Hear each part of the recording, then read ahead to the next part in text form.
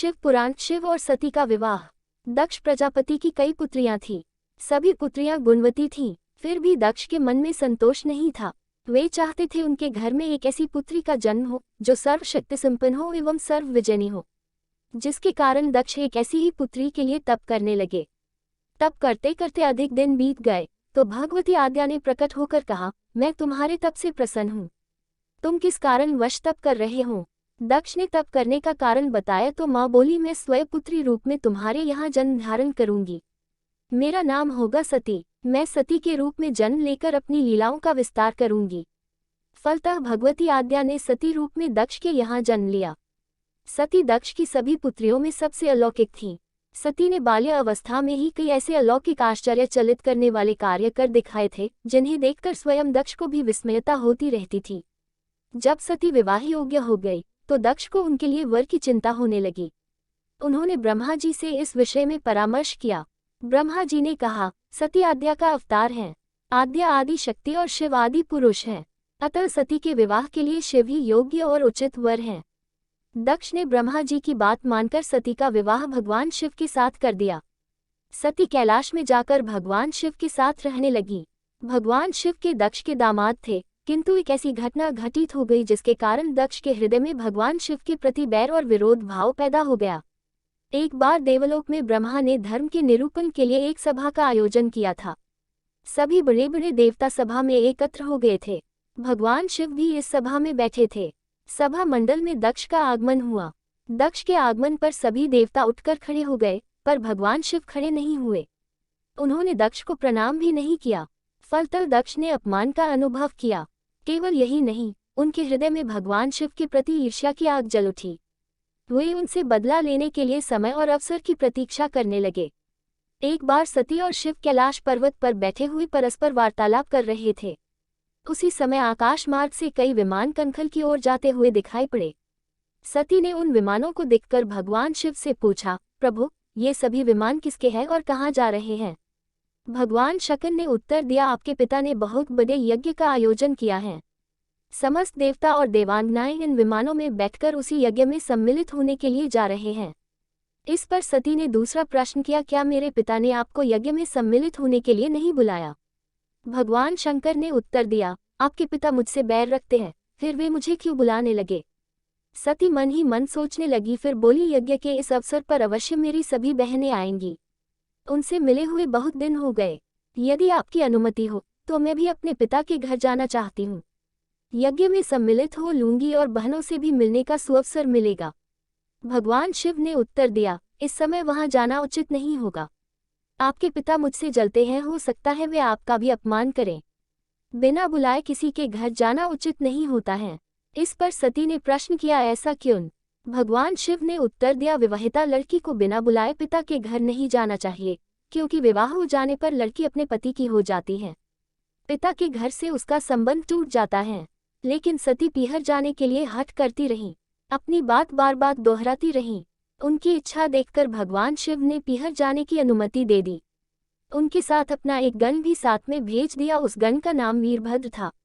सती वीरभद्र के साथ अपने पिता के घर गईं। घर में सती से किसी ने भी प्रेमपूर्वक वार्तालाप नहीं किया। दक्ष ने उन्हें देखकर कहा, तुम क्या यहाँ मेरा अपमान कराने आई हो? अपनी बहनों को तो देखो, वे किस प्रकार भांति भांति के अलंकारों और सुंदर वस्त्रों से सुसज्जित हैं। तुम्हारे शरीर पर मात्र बाघंबर हैं। तुम्हारा पति श्मशानवासी और भूतों का नायक है, वो तुम्हें बाघंबर छोड़कर और पहना ही क्या सकता है? दक्ष के कथन से सती के हृदय में पश्चाताप का सागर उमड़ पड़ा। वे सोचने लगी, उन्होंने यहाँ आकर अच्छा नहीं किया। भगवान ठीक ही कह रहे थे, बिना बुलाए पिता के घर भी नहीं जाना चाहिए। पर अब क्या हो सकता है? अब तो आ ही गई हूँ। पिता के कटु और अपमानजनक शब्द सुनकर भी सती मौन रही। वे उस यज्ञ मंडल में गईं जहाँ सभी देवता और ऋषि मुनि बैठे थे तथा यज्ञकुंड में धू धू करती जलती हुई अग्नि में आहुतियां डाली जा रही थीं। सती ने यज्ञ मंडप में सभी देवताओं के तो भाग देखे, किंतु भगवान शिव का भाग नहीं देखा। वे भगवान शिव का भाग न देखकर अपने पिता से बोली, पितृश्रेष्ठ, यज्ञ में तो सबके भाग दिखाई पड़ रहे हैं, किंतु कैलाशपति का भाग नहीं है। आपने उनका भाग क्यों नहीं रखा? दक्ष ने गर्व से उत्तर दिया, मैं तुम्हारे पति शिव को देवता नहीं समझता। वो तो भूतों का स्वामी, नग्न रहने वाला और हड्डियों की माला धारण करने वाला है। वह देवताओं की पंक्ति में बैठने योग्य नहीं है, उसे कौन भाग देगा। सती के नेत्र लाल हो उठे, उनकी भौहें कुटिल हो गईं, उनका मुखमंडल प्रलय के सूर्य की भांति तेजोदीप्त हो उठा। उन्होंने पीड़ा से तिलमिलाते हुए कहा, ओ मैं इन शब्दों को कैसे सुन रही हूँ, मुझे धिक्कार है। देवताओं तुम्हें भी धिक्कार है, तुम भी उन कैलाशपति के लिए इन शब्दों को कैसे सुन रहे हो जो मंगल के प्रतीक हैं और जो क्षण मात्र में संपूर्ण सृष्टि को नष्ट करने की शक्ति रखते हैं। वे मेरे स्वामी हैं। नारी के लिए उसका पति ही स्वर्ग होता है। जो नारी अपने पति के लिए अपमानजनक शब्दों को सुनती है उसे नरक में जाना पड़ता है। पृथ्वी सुनो, आकाश सुनो और देवताओं तुम भी सुनो, मेरे पिता ने मेरे स्वामी का अपमान किया है। मैं अब एक क्षण भी जीवित रहना नहीं चाहती। सती अपने कथन को समाप्त करती हुई यज्ञ के कुंड में कूद पड़ी। जलती हुई आहुतियों के साथ उनका शरीर भी जलने लगा। यज्ञ मंडप में खलबली पैदा हो गई, हाहाकार मच गया। देवता उठकर खड़े हो गए। वीरभद्र क्रोध से कांप उठे। वे उछल उछलकर यज्ञ का विध्वंस करने लगे। यज्ञ मंडप में भगदड़ मच गई। देवता और ऋषिमुनि भाग खड़े हुए। वीरभद्र ने देखते ही देखते दक्ष का मस्तक काटकर फेंक दिया। समाचार भगवान शिव के कानों में भी पड़ा। वे प्रचंड आंधी की भांति कनखल जा पहुंचे। सती के जले हुए शरीर को देखकर भगवान शिव ने अपने आप को भूल गए। सती के प्रेम और उनकी भक्ति ने शंकर के मन को व्याकुल कर दिया। उन शंकर के मन को व्याकुल कर दिया जिन्होंने काम पर भी विजय प्राप्त की थी और जो सारी सृष्टि को नष्ट करने की क्षमता रखते थे। वे सती के प्रेम में खो गए, बेसुध हो गए। भगवान शिव ने उन्मत्त की भांति सती के जले हुए शरीर को कंधे पर रख लिया। वे सभी दिशाओं में भ्रमण करने लगे।